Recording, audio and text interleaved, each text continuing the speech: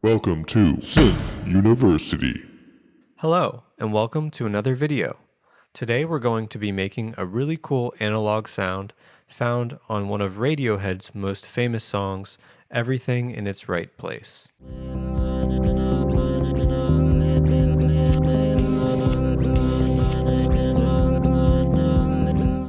If you're new to this channel, please be sure to hit that subscribe button below.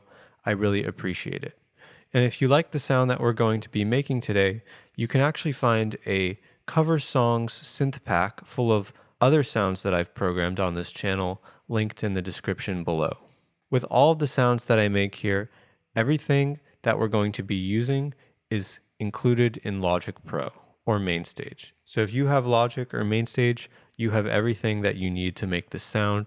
You don't need any external or third-party plugins. Before we get started, I'm just going to play through the part, or at least the part that's in the intro of the song.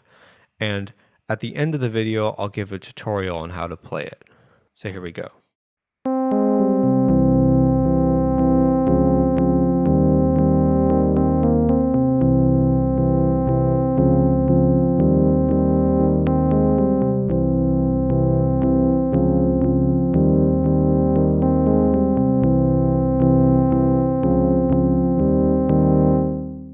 So to get started in programming this sound, we're going to be using ES2.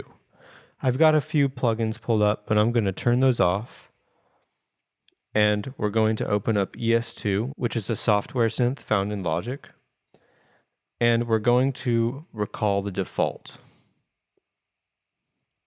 which gives us the default sound of this synthesizer. Now, this sound in this song is very, very simple, but it has some little subtle things that we're going to need to program to kind of get the responsiveness and touch that you hear in the recording. We're only actually going to be using one oscillator. So we're going to turn these other two off. And we're also going to change the amount of voices to 6. And to kind of mimic some of the analog pitch inconsistencies that you might hear, we'll turn up this analog knob.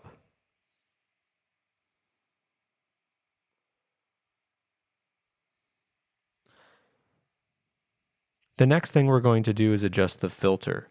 We're actually going to use the other filter on this, so we're going to take the blend to the other side here, and if I play something, you won't really hear anything because the filter's all the way down. So we're going to turn it up.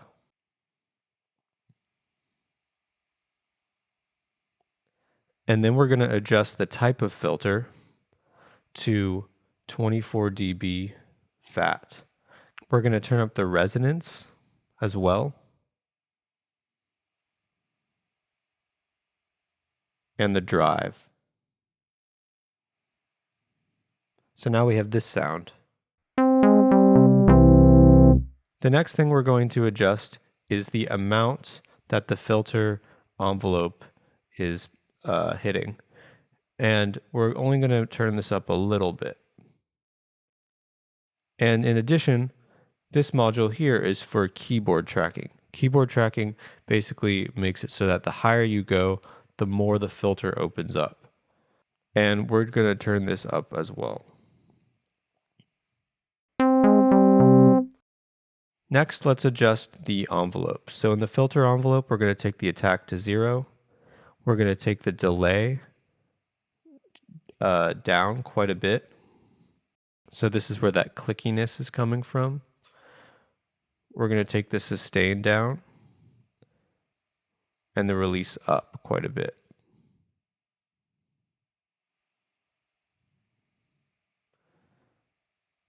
In the amp envelope, we're going to take this amp envelope down even more, almost to 0, but not quite.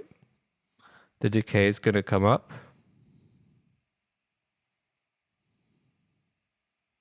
Sustain is going to be all the way up, and the release is going to come up as well. So now we have this sound.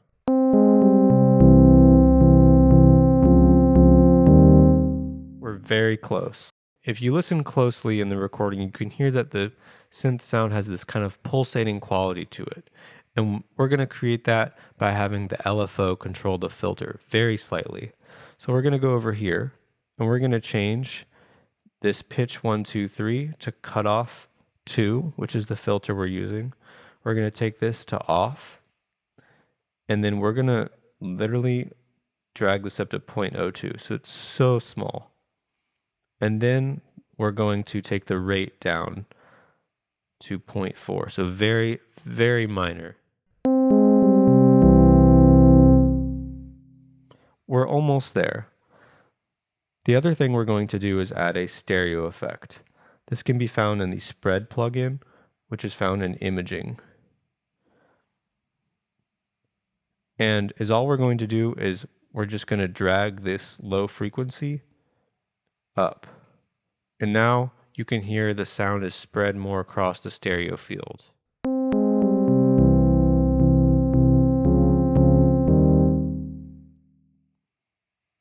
Last but not least, we've got some EQ. I've kind of already carved this out, taking out some low end, taking out a little bit of resonance higher up, and that's the sound. The part in the intro is really cool because it kind of keeps this pedal on top with this C, but we're moving chords underneath. So the first line goes like this, which is outlining an F minor chord. And then we're going to a C major chord. The important thing with this chord is to keep holding your top and bottom notes while you play in between. So like,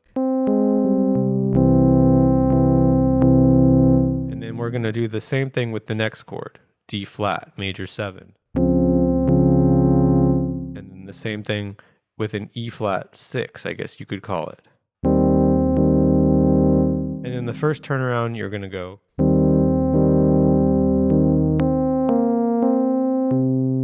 And then back.